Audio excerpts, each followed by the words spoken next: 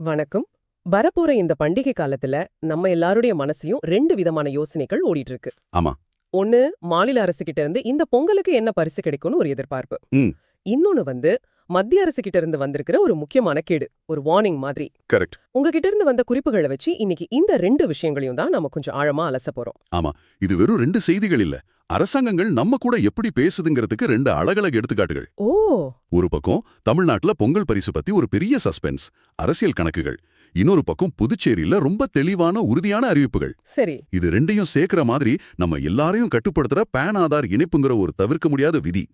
இன்னைக்கு இந்த அறிவிப்புகளுக்கு பின்னாடி இருக்கிற உத்திகளையும் அதோட தாக்கங்களையும் விரிவாக பார்ப்போம். அருமை. அப்போ முதல்ல இந்த சஸ்பென்ஸ்ல இருந்தே ஆரம்பிக்கலாம். தமிழ்நாடு பொங்கல் பரிசு 2026. ஜனவரி 14ஆம் தேதி பொங்கல் வருது. ஆனா அதை விட அரசாங்கம் என்ன கொடுக்க போகுதுங்கிற பேச்சு தான் எல்லா இடத்துலயும் இருக்கு. வெறும் பரிசு பொருட்களா இல்ல ரொக்க பணமா? அதுதான் மில்லியன் டாலர் கேள்வி. அப்படி ரொக்கம்னா எவ்ளோ? இதுதான் இப்போ எல்லார் மனசுலயும் ஓடுற கேள்வி. இந்த கேள்விக்கு இந்த வருஷம் இன்னும் கொஞ்சம் முக்கியத்துவம் ஜாஸ்தி. காரணம் வரப்போற சட்டமன்ற தேர்தல். ஆமா, அது ஒரு பெரிய ஃபேக்டர். இந்த மாதிரி நேரங்கள்ல அரசாங்கத்தோட ஒவ்வொரு அசைவும் ஒரு அரசியல் நகர்வாதான் பார்க்கப்படும். அதனால இந்த முறை திமுக அரசு வழக்கமான பரிசு தொகுப்பு தாண்டி ஒரு பெரிய சர்ப்ரைஸ் கொடுக்க திட்டமிடலான்னு பரவலா எதிர்பார்க்கப்படுது. இது நேரடியா வாக்குகளை கவரும் ஒரு முயற்சி, அப்படிதானே? நிச்சயமா அப்படிதான் பார்க்கப்படுது. அந்த சர்ப்ரைஸ்ங்கிறது ஒரு பெரிய ரொக்க பரிசா இருக்கலாம்னு ரொம்ப வலுவான வதந்திகள் பரவுது. ஆமா. ரூபாய் 200 கூட ரொக்கமா வழங்கப்படலாம்னு செய்திகள் கசியுது. இது எனக்கு பீகார் தேர்தலை ஞாபகப்படுத்துது. சொல்லுங்க. அங்க பாஜக பெண்களுக்கு 10,000 ரூபாய் தரேன்னு அறிவிச்சது அவங்க வெற்றிக்கு ஒரு முக்கிய காரணமா அமைஞ்சதுன்னு சொன்னாங்க. அதே மாதிரி ஒரு உத்தியை நாம எங்கேயும் எதிர்பார்க்கலாமா? இது ஒரு முக்கியமான ஒப்பீடுதான். ஆனா தமிழ்நாட்டோட அரசியல் சமூக களம் பீகார்ல இருந்து முற்றிலும் வேற. அது உண்மைதான். தமிழ்நாட்டுல இந்த திராவிட மாடல் ஆட்சியின் கீழே நலத்திட்டங்கள்ங்கிறது தேர்தலுக்காக மட்டும் கொடுக்கறது இல்ல. அது ஒரு தொடர்ச்சியான கொள்கையோட ஒரு பகுதி.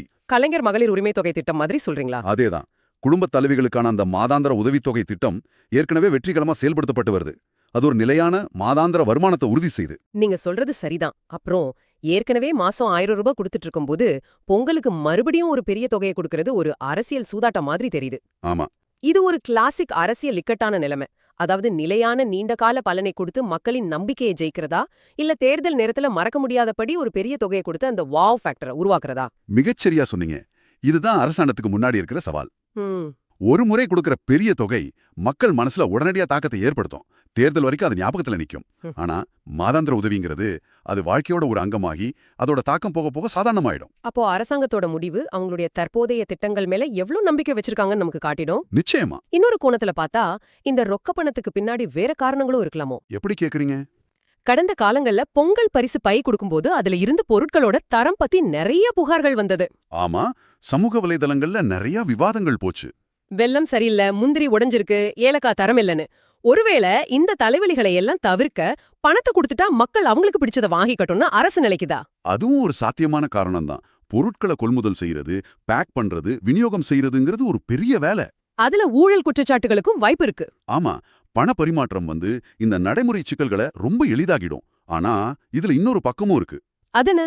கோடிக்கணக்கான மக்களுக்கு தேவையான பொருட்களை அரசு மொத்தமா கொள்முதல் செய்யும்போது அது கரும்பு விவசாயிகள், சிறு வியாபாரிகள்னு பல பேருக்கு நேரடியா பயனளிக்கும். அந்த பொருளாதார சுழற்சி ரொக்கப்பண பரிமாற்றத்துல இருக்குமாங்கிறது ஒரு சந்தேகம்தான். ஒரு பக்கம் ரொக்கப்பண பத்தி விவாதம் போயிட்டு இருந்தாலும் இன்னொரு பக்கம் அரசாங்கம் பரிசு பொருட்களை கொள்முதல் செய்யற வேலையை ஆரம்பிச்சுட்டானாவும் செய்திகள் வருது. ஆமா, கரும்பு மட்டும் ஜனவரி மாசம் கொள்முதல் செய்யப்படும், மத்த பொருட்களுக்கான பணிகள் ஏற்கனவே ஆரம்பிச்சிருச்சுன்னு சொல்றாங்க. இது கொஞ்சம் குழப்பமா இருக்கு. இந்த குழப்பம்தான் அந்த சஸ்பென்ஸை இன்னும் கூட்டுது. போன வருஷம் ஜனவரி 9ஆம் தேதி பரிசு பை விநியோகம் தொடங்குச்சு. ஆமா.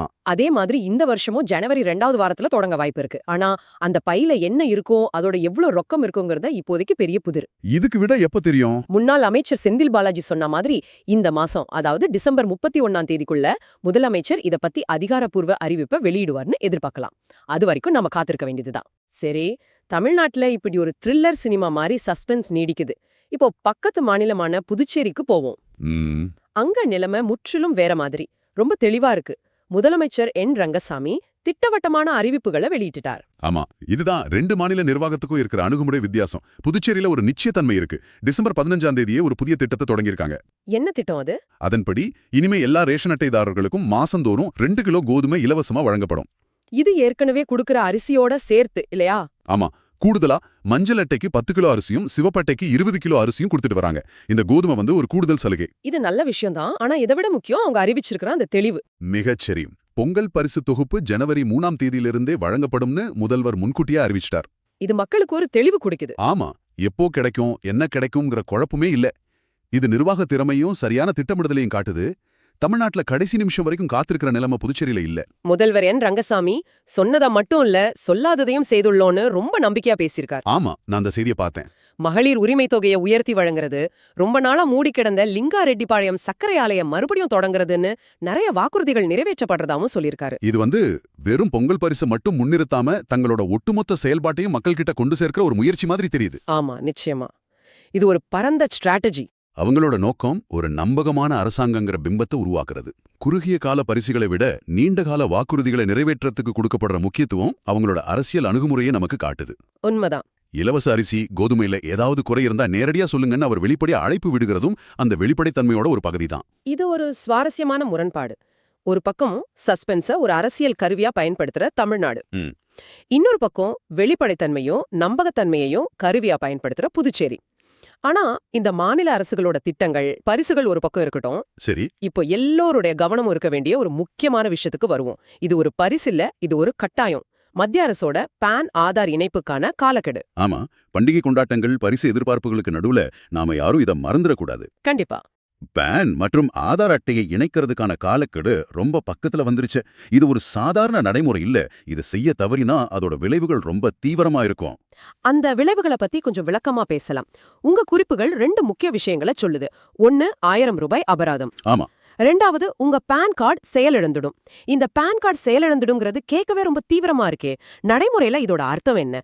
ஒரு செவ்வாழைக்கிழமை மதியம் என் பான் கார்டு செயலிழந்துட்டா என் வாழ்க்கையில என்ன மாற்றம் வரும்? அது உங்க நிதி செயல்பாடுகளை கிட்டத்தட்ட முடக்கிடும். ஓ, அப்படியா? உதாரணமா, உங்க பேங்க் அக்கவுண்ட்ல 50,000 ரூபாய்க்கு மேல டெபாசிட் பண்ண முடியாது. உங்க மியூச்சுவல் ஃபண்ட் SIP முதலீடு அடுத்த மாசம் ஃபெயில் ஆகலாம். ஐயோ.